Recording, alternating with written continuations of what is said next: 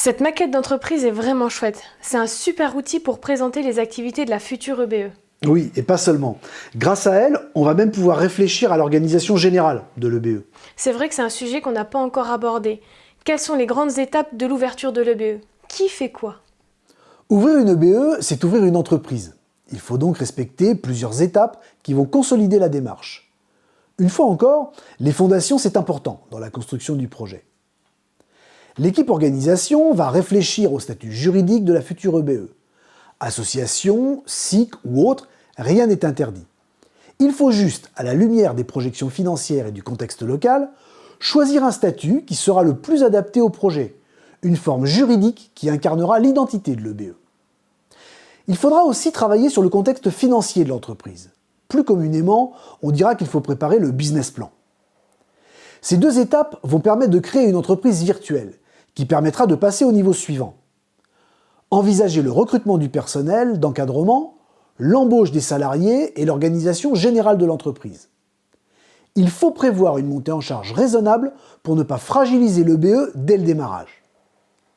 L'entreprise virtuelle va aussi permettre, en s'appuyant sur les travaux des équipes compétences et activités, de préparer le cadre des activités qui seront proposées au sein de l'EBE. On envisagera ainsi les besoins en termes de matériel et de bâtiments. Il faudra enfin s'assurer que tous les organes de contrôle, tant financiers qu'opérationnels, seront bien mis en place dès le premier jour d'activité. Encore une fois, il faut sécuriser le retour à l'emploi des chômeurs de longue durée devenus salariés de l'EBE.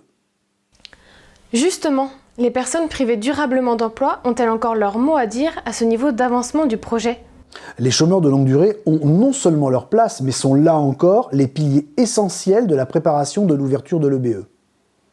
Il n'y a pas des étapes avec les chômeurs de longue durée et d'autres sans.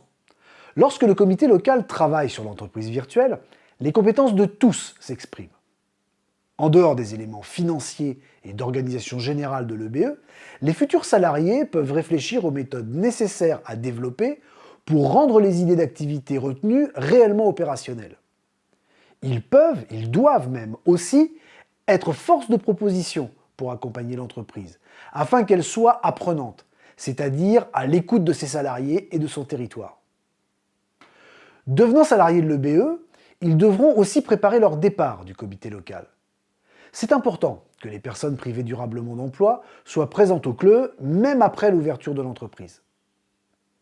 Ils pourront enfin définir avec le CLE et les encadrants de l'EBE comment ils pourront intervenir dans le fonctionnement de l'entreprise.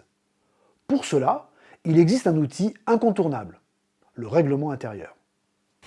Alors ça y est, tout est en place pour l'ouverture de l'EBE. On est arrivé au bout du projet. On y est presque, il reste encore quelques éléments à déployer avant de pouvoir fêter l'ouverture de l'EBE et signer les premiers contrats de travail. Ah bon? Lesquels? On pourra résumer ces derniers réglages en disant « il faut savoir ce dont on a besoin pour que l'EBE vive bien ».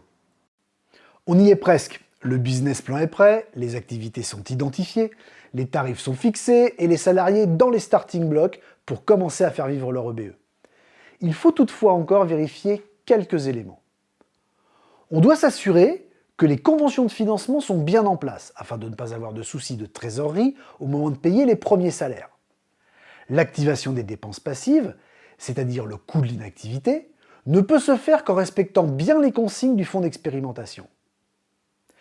Il est important aussi que la charte territoriale garantissant la non-concurrence soit connue et acceptée par tous les acteurs du monde économique local.